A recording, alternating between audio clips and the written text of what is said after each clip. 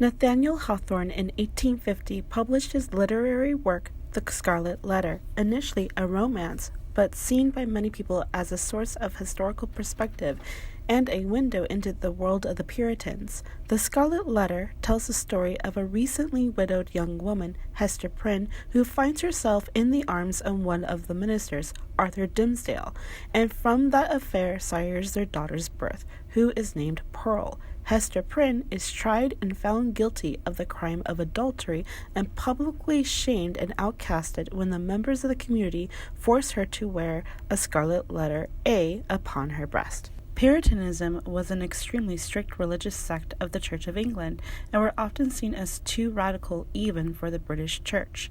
So many Puritans came to the colonies and established their own communities, such as the Massachusetts Bay Colony. Now, Nathaniel Hawthorne came from Salem, Massachusetts, and was raised Puritan. Therefore, it's not surprising that he had incorporated his upbringing into his work, especially for the Scarlet Letter. He is pretty accurate on the Puritan style of punishment, such as the wearing of a scarlet letter or badge, along with excommunication from the community and humiliation. However, there are some differences in the style of punishments used in Puritan society, and I would like to discuss them here. After some painstaking research, I discovered that yes, the Puritans had a very strict idea of what men and women were and what duty they had within their communities. Men were considered to be more logical in their decision-making process.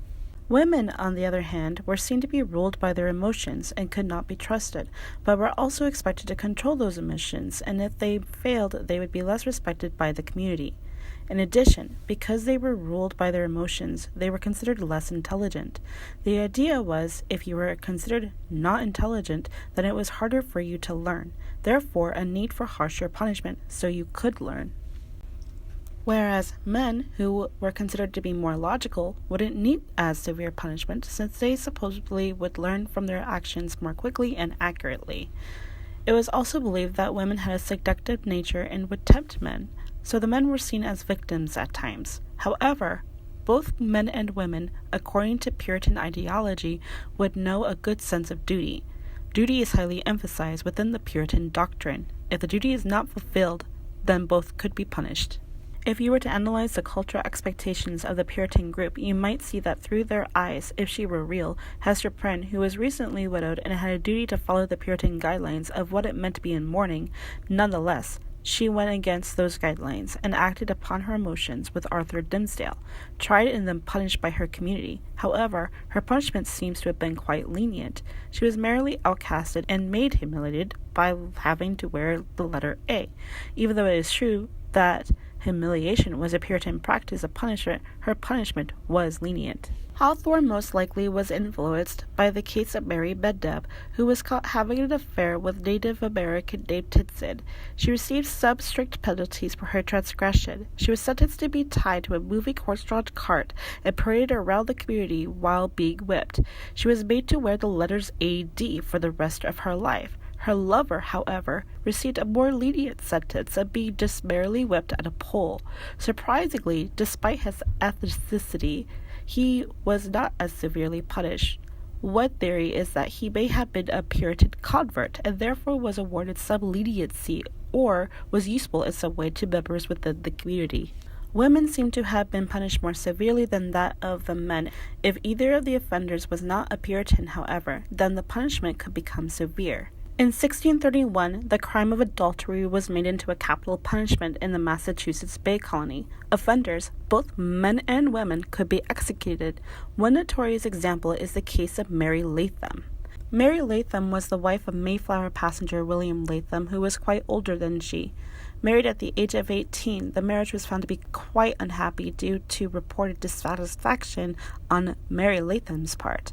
According to John Winthrop, governor of the Massachusetts Bay Colony at the time, wrote in his diary that she was a violent person and was easily persuaded by other men.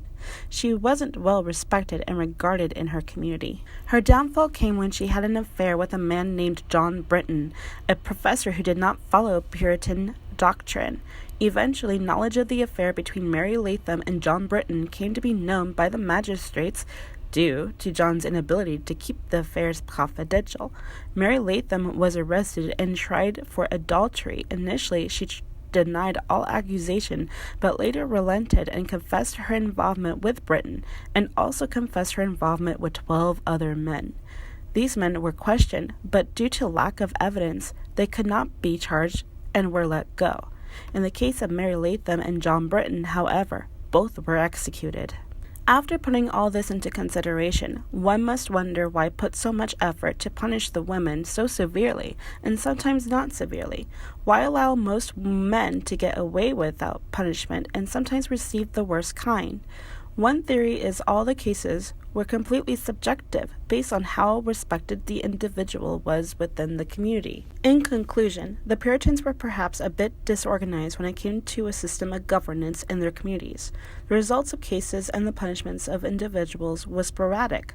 All were based on the gender and the prominence of the individuals of when they were accused. Mary Mendham was merely whipped in a horse-drawn cart, and her offender was whipped on a single post. Her community, Duxbury, may have just been more lenient due to her prominence or her family's influence. However, Mary Latham was highly disliked, seemingly so, and her co-offender was not a Puritan faith. Both parties were executed for their transgressions. Both men and women had certain duties to religion and were expected to follow the teachings of their ministers.